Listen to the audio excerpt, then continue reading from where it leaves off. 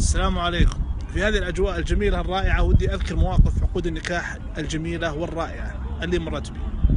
منها موقف قبل أمس عقدت بين زوجين بعد طلاق دام 13 سنة، لا تزوج هذا ولا تزوجت هذه، وكانوا يرفضون الصلح مطلقا. حدث الطلاق وكان الابن صغير، كبر الابن في هذا الأثناء وبلغ مبلغ الرجال، وما شاء الله شفته في مجلس العقد شخصية ونظرة ما شاء الله، واستغربت أنه هو شرط الصلح. قبل فترة كذلك في عقد مشابه بعد طلاق قدام 8 سنوات، لا المرأة تزوجت ولا الرجال تزوج. يقول يا أخو الزوج والله كنا نكلمه نقول ترجع لفلانة زوجتك، يقول كلموني بكل شيء لهالموضوع.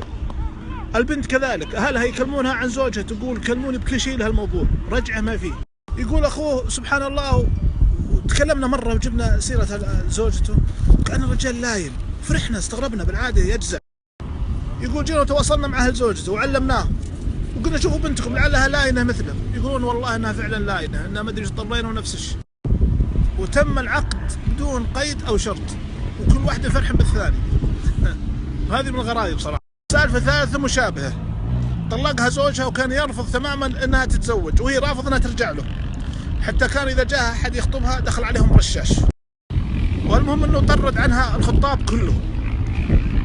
وبعد 20 سنة يوم جاي يتزوج ولده صار فيه تفاوض وتفاهم بخصوص زواج الولد، وكيف الزواج وين يحطون وش المناسب من يعزمون لين صار فيه ولف بينهم ورجعوا بعد 20 سنة. هذه القصص ومثلها كثير تعطينا فائدة أن الطلاق أحيانا ليس نقطة في آخر السطر، وليس الحلقة الأخيرة من مسلسل العلاقة الزوجية.